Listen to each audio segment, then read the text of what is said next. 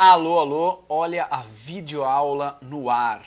Videoaula sobre os subtipos de linfócitos T helper. Então marca aí, anota aí o que você precisa sair dessa videoaula sabendo. Você precisa sair dessa videoaula sabendo que existem 4 subtipos de linfócitos T helper e o que cada um faz, por que eles são diferentes e o que é relevante no sentido de coordenação da resposta imune para cada um deles. Beleza? A gente já tinha visto que existem os linfócitos T, de modo geral, e dentro dos linfócitos T existem os helper e os citotóxicos. Beleza. Mas aí, imunologista sempre gosta de tirar uma subclasse da subdivisão, da subraça. Então, dentro dos linfócitos T helper, existem alguns subtipos de linfócitos T e eles são muito importantes para determinar qual é a qualidade da resposta imune que vai acontecer, qual é a qualidade. Então, a gente está entrando aqui num assunto que leva em consideração que resposta imune não é sim ou não é tem ou não tem, e não é apenas quanto de resposta imune, mas também qual resposta imune, qualidade da resposta imune. Beleza? Subtipos de linfócitos T helper. Coisas que a gente já sabe. Que um linfócito T reconhece antígeno se esse antígeno proteico, essa parte de um antígeno proteico for apresentada para ele, pode ser por uma célula dendrítica, por exemplo, que é especialista em fazer isso, no linfonodo, e a partir daí começa um processo, a partir de uma mensagem que esse linfócito recebe, começa um processo de proliferação, que é a expansão clonal. Então, aumenta a quantidade daquele clone de linfócito que tem aquele receptor específico. Reconhecimento, a gente já sabe algumas coisas, expansão clonal a gente já sabe algumas coisas, e quando a gente fala sobre subtipos de linfócitos T, basicamente a gente está dando importância para a fase efetora dos linfócitos T, que da primeira vez em que a gente desenhou na lousa um gráfico sobre expansão clonal, tinha dito o seguinte, a fase efetora para os linfócitos B é secretar anticorpo, e a fase efetora para os linfócitos T é secretar interleucinas. Ficou meio por aí, ficou meio jogado só, secretar interleucinas e pronto. Mas não falamos quais interleucinas, para que serve cada interleucina que eles podem secretar.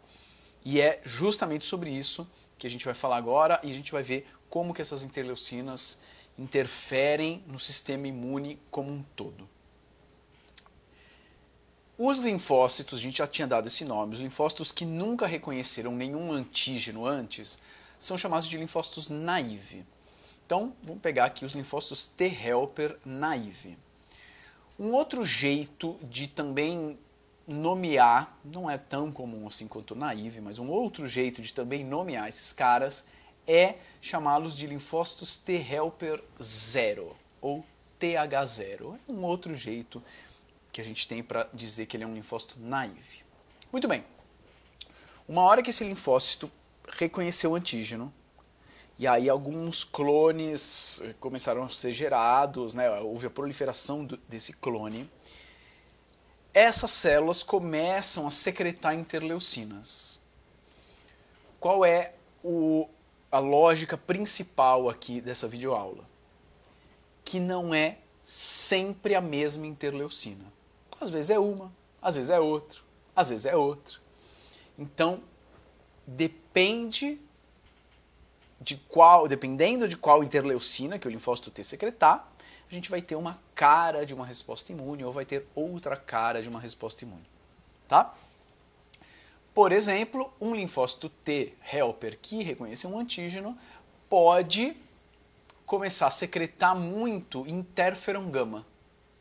É uma possibilidade, isso já foi descrito há um bom tempo na imunologia, que linfócitos T helper, em determinadas situações, quando estão ativados, secretam muito interferon gama. Mas interferon gama não é a única citocina que os linfócitos T helper podem secretar. Tem uma outra possibilidade.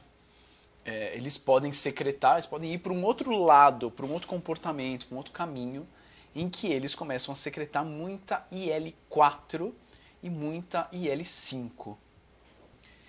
Isso foi descoberto e bem explorado na década de 90 e foi descoberta essa dualidade, que os linfócitos T helper podem ir para um lado ou de secretar interferon gama, e se forem para esse lado, eles inibem outros linfócitos a irem para o lado oposto, a irem para o lado da IL-4 e IL-5, e também o contrário também é verdadeiro. Se vão para um lado de secretar IL-4 e IL-5, naquela resposta imune eles tendem a inibir a síntese de interferon gama.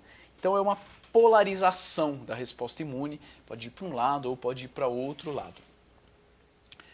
Para não ficar muito difícil de falar e muito difícil de se comunicar, existe aquele linfócito T helper que no slide é meio roxo e que secreta interferon gama, e também existe aquele linfócito T helper que no slide é meio laranja e que secreta IL-4 e IL-5.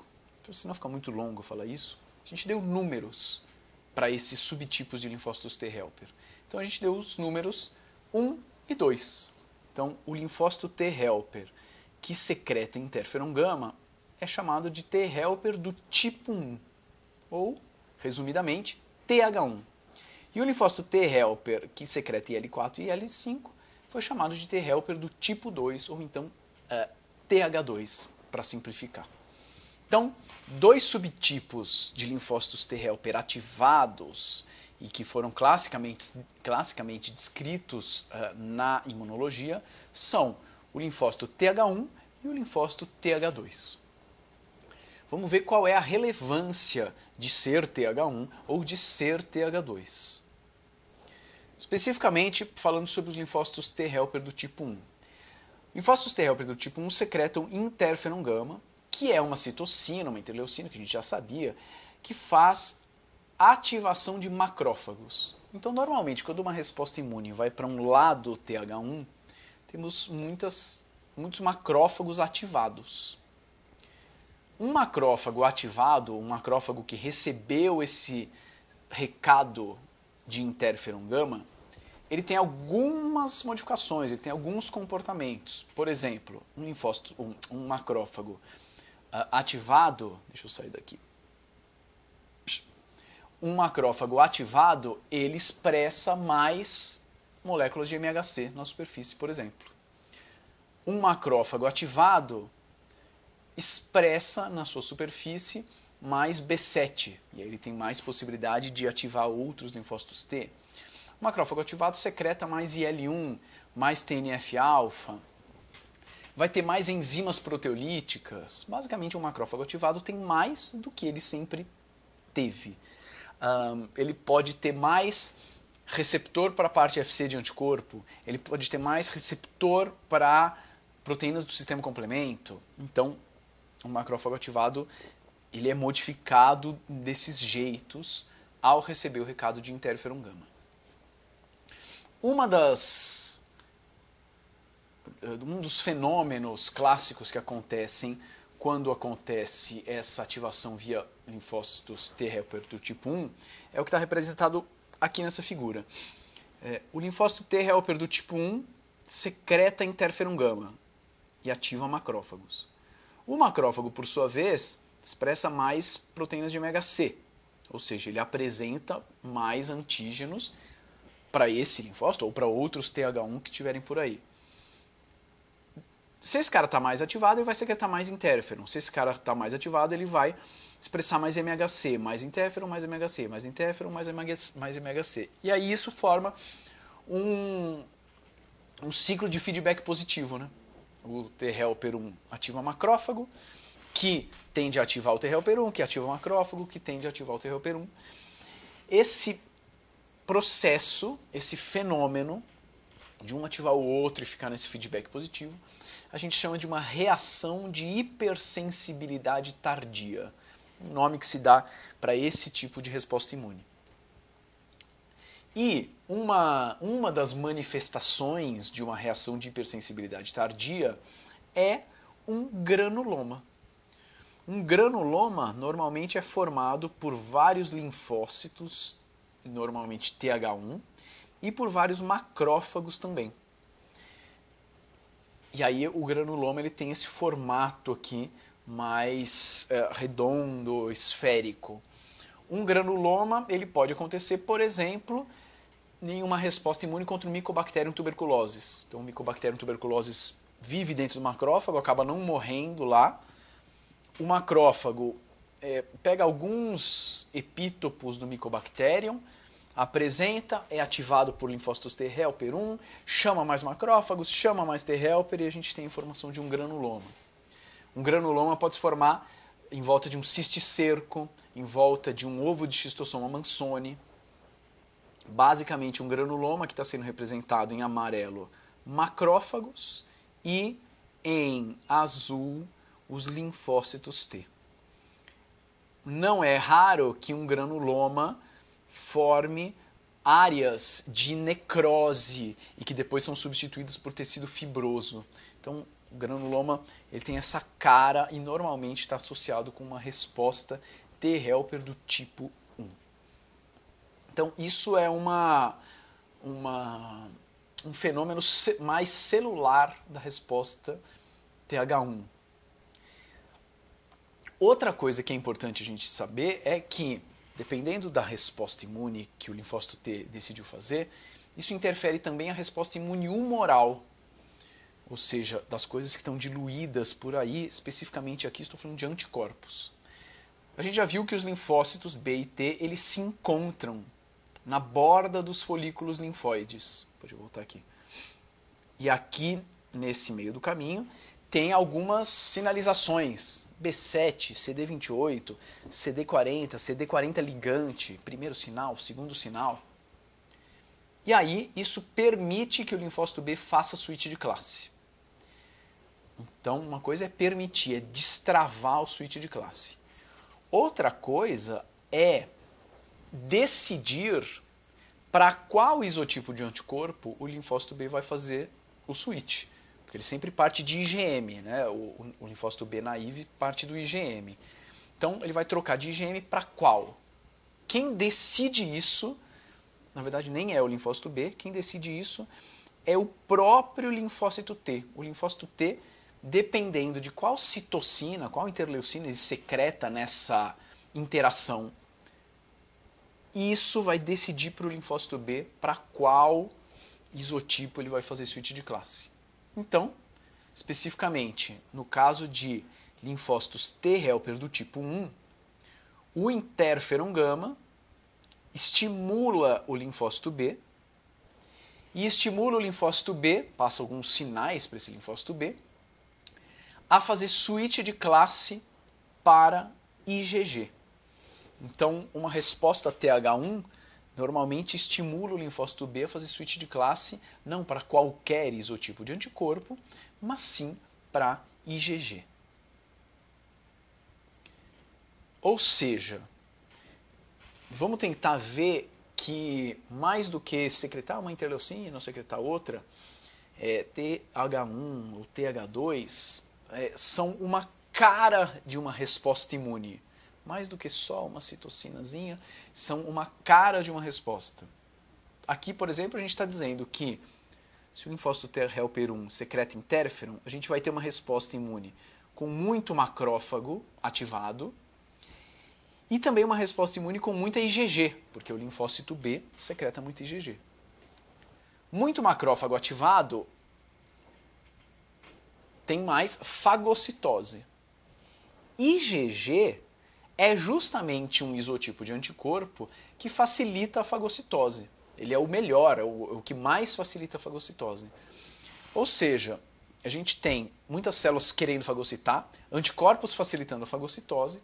Então, um dos mecanismos que está muito presente na resposta T helper do tipo 1 é a opsonização.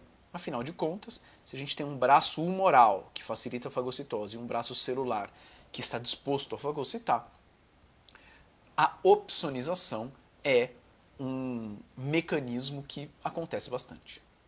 Então essa aqui é a cara de uma resposta TH1. Ela tem uma qualidade, ela tem alguns mecanismos que são típicos dela. Então vamos sacar como é que é a cara da resposta TH2. O que acontece com o sistema imune quando o linfócito T resolve secretar muita IL-4 e muita IL-5? A interleucina 5 ela é uma citocina que, ao invés de estimular macrófagos, já é um estímulo para eosinófilos. E quando um eosinófilo recebe esse recado da IL-5 e recebe uma mensagem a partir do receptor de IL-5, o eosinófilo começa a ter mais grânulos que ele tem ali, né, naturalmente dentro do citoplasma dele, e ele tem uma capacidade maior de secretar esses grânulos. Já vamos ver uma das funções desses grânulos do eosinófilo. Do mesmo jeito que a gente falou para o interferon gama estimula o linfócito B a fazer switch de classe para IgG. A interleucina 4 já estimula o linfócito B a fazer switch de classe, mas não para IgG, e sim para IgE. Então, uma resposta TH2 normalmente estimula o linfócito a ir por esse caminho, de parar de ler o gene Mi, do IgM, e começar a ler o gene Epsilon. Então, a porção FC do anticorpo vai ser do gene Epsilon, então vai ser uma IgE. Então, aqui a gente já tem outras células e outro isotipo de anticorpo que participa dessa resposta imune. Então, na resposta TH2, a gente tem eosinófilos e IgE. Aqui a gente juntou macrófago com IgG para colocar um mecanismo que a gente já conhece de opsonização. Aqui também acontece um mecanismo que junta a parte humoral com a parte celular. E esse mecanismo que une IgE com o eosinófilo é chamado de ADCC. A gente não chama esse mecanismo de opsonização, porque opsonização é facilitação da fagocitose. Eosinófilo não fagocita, não é muito a praia do eosinófilo fagocitar. Mas, quando o eosinófilo interage com o IgE, pode acontecer essa função que a gente chama de ADCC. Aliás, já anote aí, ADCC é uma das funções de anticorpo. É a quinta função de anticorpo. Receptor da célula B, neutralização, opsonização, ativação da via clássica do sistema complemento e ADCC. Onde você vai escrever isso no seu caderno? Não sei, mas escreve aí. O que é ADCC? ADCC, antes de tudo, é uma sigla que vem do inglês Antibody Dependent Cell Mediated Cytotoxicity. Em português seria algo como citotoxicidade celular dependente de anticorpo. Um exemplo interessante de se dar de ADCC é em respostas imunes contra vermes. Normalmente, respostas imunes contra vermes são respostas imunes que vão para esse lado TH2. E aí o que acontece é, os linfócitos B produzem bastante IgE, por exemplo, contra o Schistosoma mansoni. E aí o IgE gruda em epítopos do Schistosoma mansoni e isso faz com que eosinófilos consigam se ligar, não exatamente ao verme, mas sim ao anticorpo que está ligado no verme.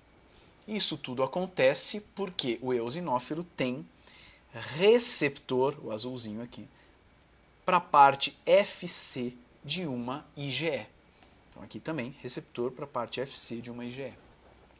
Do mesmo jeito que macrófago tem receptor para a parte FC de uma IgG, e isso facilita a fagocitose, o eosinófilo tem receptor para a parte FC de IgE. Ao se ligar com o seu FcεR, receptor para a parte FC de uma IgE, ao se ligar com o seu FcεR, o eosinófilo libera, secreta os seus grânulos. Ou a gente pode dizer que ele degranula na direção do alvo, nesse caso aqui, nesse exemplo é o verme. Então, fotos belas sobre ADCC. que representam o seguinte: depois que os grânulos chegam aqui nesse verme, isso vai degradando o verme aos poucos. Claro, não vai ser um eosinófilo que vai conseguir degradar e matar um verme enorme, mas se isso acontecer a longo prazo, com vários eosinófilos, isso vai degradando o verme e pode levar o verme à morte. Olha só essas fotos aqui. Isso aqui é uma larva de Schistosoma mansoni. O que o pesquisador fez para fazer essa foto? Não dá para ver, mas ele pingou aí, colocou com uma pipeta, pingou um monte de IgE anti-Schistosoma mansoni. Então os IgE tudo grudaram, rodearam o Schistosoma mansoni. E depois ele jogou uns eosinófilos. Tudo isso aqui, toda essa nuvem aqui, são centenas de eosinófilos que estão grudados em IgE e que, por sua vez, estão grudadas na larva de Schistosoma mansoni. A próxima foto, que eu acho linda, é uma aproximação disso aqui. É uma aproximação da interação entre o Schistosoma e o eosinófilo. Olha que bonito. Microscopia eletrônica. Então, isso aqui... Cadê minha seta aqui? Isso aqui é o Schistosoma. Olha que interessante. Aqui a gente tem um eosinófilo que está chegando. Aqui a gente tem um eosinófilo, vê que ele já está um pouco aderido, não está totalmente aderido, mas já está um pouco aderido. E ele tem aqui uns grânulos que a gente consegue ver. E olha, esse aqui é um eosinófilo que já está bem mais aderido, olha o tanto de adesão que ele tem. E esse eosinófilo já está mais branco, porque ele já degranulou, já liberou vários dos seus grânulos. Mais interessante que isso é ver a superfície do verme. Olha só.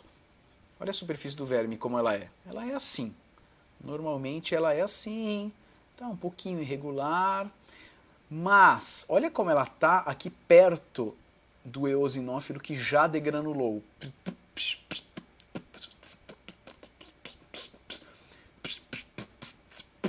Tá vendo que ela tá toda detonada, toda cheia de buracos que não tem aqui? Isso é resultado das proteínas tóxicas que estão dentro desses grânulos do eosinófilo. Então ele secreta isso aí e vai degradando o verme, como a gente consegue ver na microscopia eletrônica aqui. Isso aqui é uma larva de verme, é uma larva de Strongyloides stercoralis. E ela também tem IgE, que está grudada, não dá para ver, mas tem IgE. E a gente vê vários eosinófilos que vão grudando nela. E aí chegou lá, degranula, chegou outro, degranula, degranula, degranula, degranula. Isso é um mecanismo do sistema imune contra vermes. Olha que bonito, não é? Eu achei. Então, a gente tem essas duas caras de resposta imune, TH1 e TH2. Essa polarização, TH1 e TH2, foi descoberta e bem explorada na década de 90 e muito explorada na década de 2000. Década de 2000, é assim que fala? Década... Enfim, de 2000, 2009, 2010. E, mais recentemente, na década de 2000, foi descoberto, ou foram descobertos, outros dois subtipos de linfócitos T. Então, na década de 90, o que se achava? Os linfócitos T podem ser ou ser T helper 1 ou T helper 2. E um tem uma cara, outro tem outra. Caraca, que demais! E, recentemente, foram descobertos outros dois subtipos de linfócitos T. Recentemente, e hoje é moda estudar esse tipo de célula, foi descoberta uma célula que foi chamada de TH17. A nomenclatura do sistema imune, eu sei que ela é um pouco trouxa. Tem o TH1, tem o TH2, o próximo, logicamente, seria, teria que ser chamado TH3. Mas não. Resolveram chamar essa célula de TH17 porque ela secreta IL-17. Mas essa não foi muito a regra de nomenclatura para os outros dois, né? Desculpa, não fui eu que fiz os nomes. reclame, liga aí para o PROCON imunológico, não fui eu que fiz os nomes. Mas hoje a gente tem descrito um outro subtipo de linfócito T, que é o TH17, que é uma célula que depois de ativada secreta muita IL-17 e muita IL-22, além de outras citocinas. Todas que eu estou colocando aqui são as citocinas que são principalmente secretadas, mas não quer dizer que é exclusivamente que são essas citocinas. Tem outras citocinas que também são secretadas, mas essas são mais relevantes. A IL-17 ela já é uma citocina que é muito boa em ativar neutrófilo. Então, um neutrófilo que recebe um recado de IL-17, ele já faz algumas coisas que não fazia antes. Por exemplo, ele produz mais grânulos citoplasmáticos que servem para digestão intracelular. Eles estão mais dispostos a migrar para sítios inflamatórios, então eles têm mais receptores de quimiocinas, eles podem ter mais moléculas de adesão na superfície.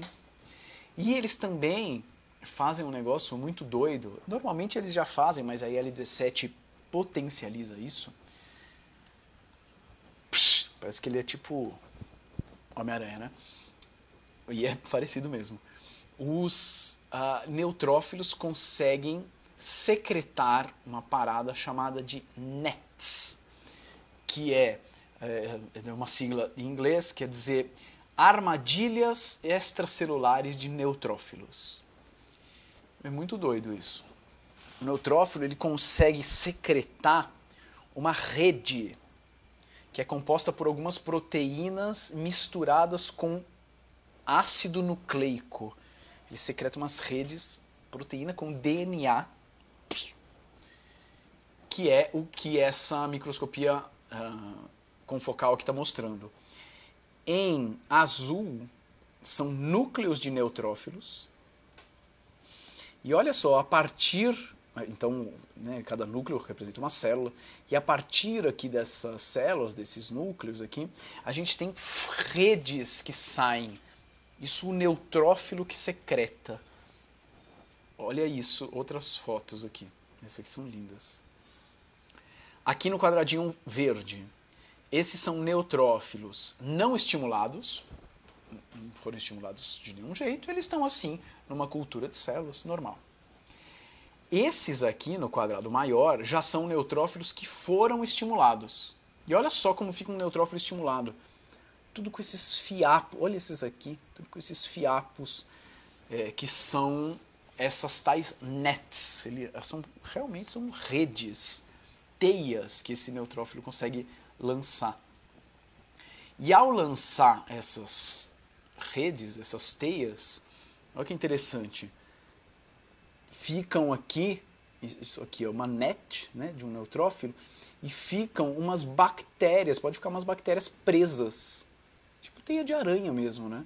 Pode ficar umas bactérias presas nessas nets. Então é um mecanismo de imobilização de bactérias e depois facilita a fagocitose também. Essas nets não faz muito tempo que foram descritas, então esses trabalhos aqui mostrando essas microscopias bonitinhas são de 2017, não faz tanto tempo que elas foram descritas assim, é um mecanismo super legal e que é muito estimulado em respostas TH17. As células TH17 também secretam IL-22 e IL-22 está muito relacionado com indução de inflamação. Então IL-22 também altera moléculas de adesão nas células endoteliais, também aumenta o espaço entre as células endoteliais e propicia todo o processo inflamatório de migração celular. Então, o TH17 ele está muito relacionado com os neutrófilos, com a secreção dessas nets, com inflamação. E por estar muito relacionado com inflamação,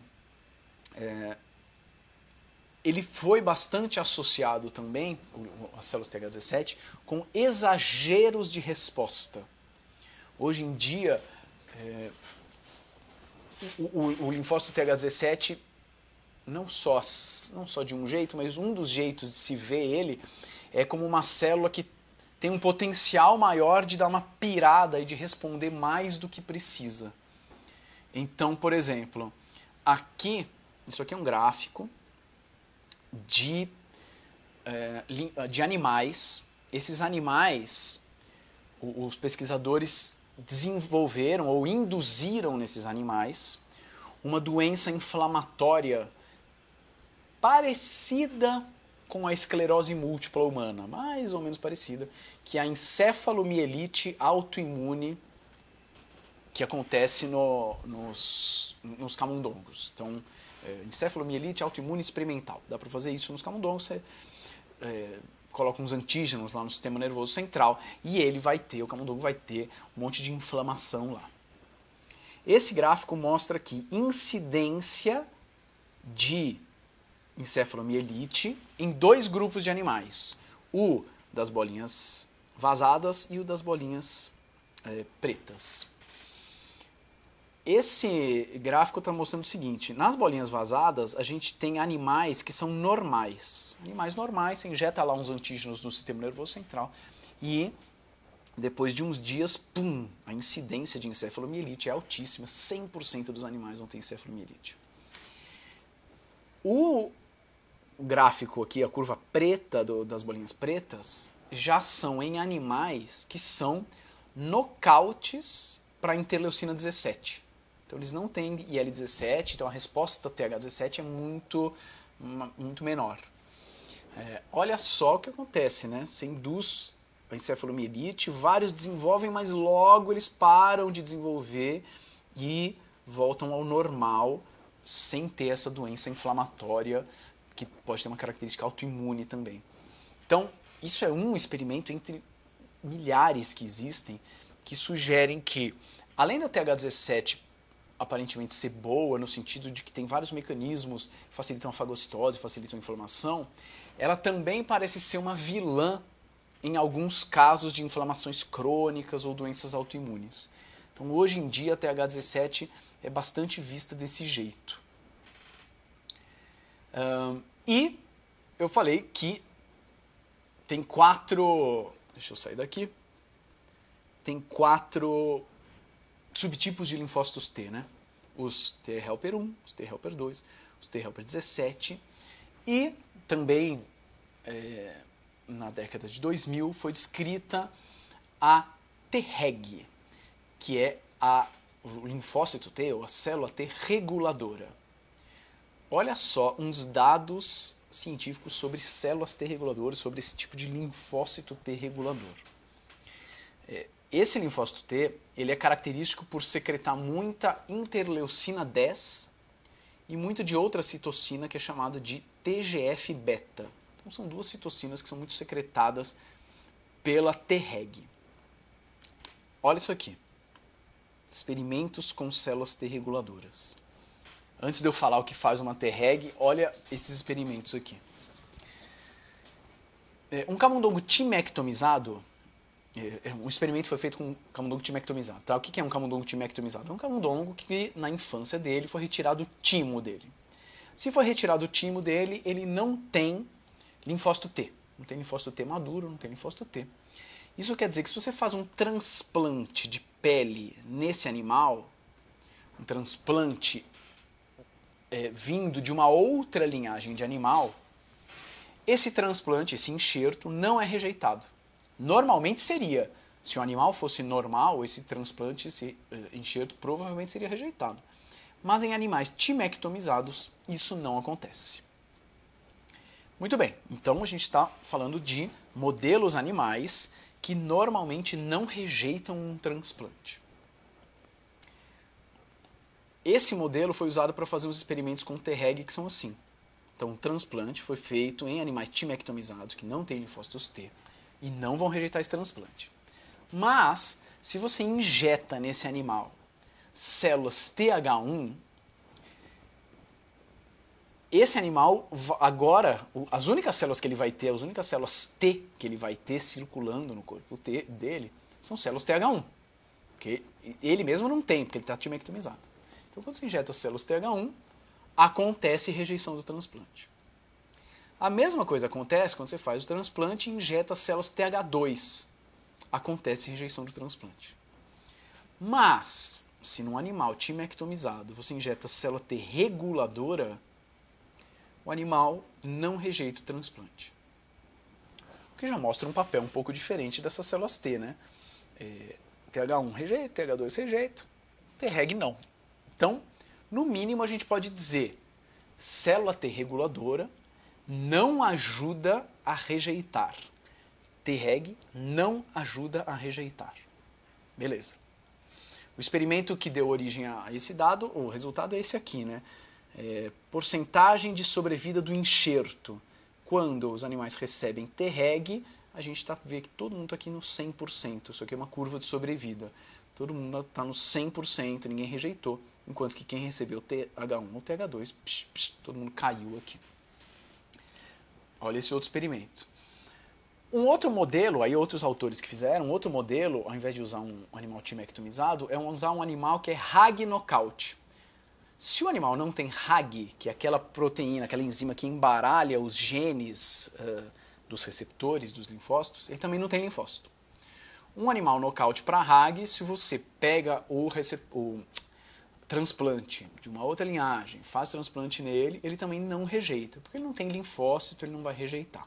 Beleza, então estamos falando de animais que não vão rejeitar um transplante, normalmente.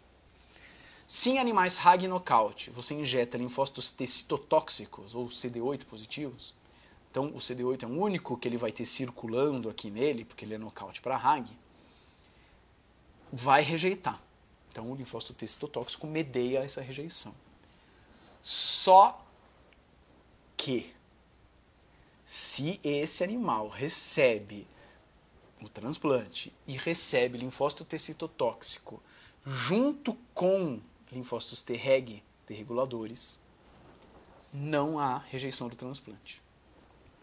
Então, no experimento anterior, a conclusão tinha sido: Treg não ajuda a rejeitar. A partir desse experimento, a gente já tem uma mudancinha na frase, que é Treg ajuda a não rejeitar. Dá para entender que ele está fazendo um papel de segurar a resposta imune, que normalmente aconteceria rejeição, e aqui não está acontecendo rejeição. A partir de dados assim, muita gente ficou muito empolgada em estudar célula T reguladora, porque ela talvez possa ser a solução para se estudar autoimunidade, rejeição de transplantes, inflamação, alergia. Hoje a gente sabe que a célula T reguladora é uma célula que expressa CD4 e CD25 na superfície, então isso são marcadores de célula T reguladora, e que TGF-beta e IL-10 são citocinas que passam sinais inibidores para um monte de elementos do sistema imune. Então inibe linfócito T, H1, TH2, TH17, inibe síntese de anticorpo, inibe fagocitose, inibe a apresentação de antígeno. A célula T reguladora, ela é, como o próprio nome diz, uma reguladora natural da resposta imune. Ela é aquela que fala para os caras que estão fazendo obra na Avenida Paulista saírem fora. Então, uma grande importância hoje em dia é dada para a célula T reguladora. Assim como na década de 90 viu-se essa polarização TH1, TH2, hoje em dia também estuda-se bastante esse equilíbrio aqui, essa polarização Treg e TH17. Se a TH17, por um lado, ela está relacionada com exageros de resposta, existe uma outra célula, que é a Treg, que está relacionada com regulação de resposta. Então, a T reguladora está relacionada com tolerância imunológica. Hoje em dia, peguei alguns artigos aqui que estudam Treg e TH17, TH17 e Regulatory T-cell, Treg e TH17. Tem vários estudos que veem o balanço dessas células. E a partir do balanço dessas células, a gente consegue chegar em coisas muito úteis atualmente. Como, por exemplo, tem gente que estuda células TH17 e células Treg em mulheres que normalmente... em mulheres que têm ou que tiveram perda da gravidez, perda espontânea da gravidez. Então, tem estudos que mostram que mulheres com gravidez normal têm mais IL-10 circulando, ou seja, mais associado com T-reg. E mulheres que tiveram gravidez que não foi para frente por causa desses abortos espontâneos, tem mais IL-17 circulando. E aí talvez a IL-17 tenha algum papel importante na rejeição do feto e nesse aborto espontâneo. Algumas doenças autoimunes, como psoríase ou espondilite anquilosante, hoje em dia existem tratamentos para essas doenças que são feitos com drogas anti-IL-17, pensando nessa coisa da interleucina 17 está relacionado com um exagero de resposta e doenças autoimunes. Então, o objetivo final dessa aula é você ter clareza desses 4 subtipos de linfócitos T e da cara da resposta e da cara dos mecanismos que estão associados com cada subtipo. TH1, TH2, TH17 e Treg. Beleza? Espero que tenha ficado claro e que agora a gente consiga expandir melhor esses assuntos nos nossos encontros físicos ou então em próximas videoaulas. Clica no sininho, se inscreve aqui, dá um like e todas essas coisas que os youtubers falam. Até a próxima videoaula. Tchau.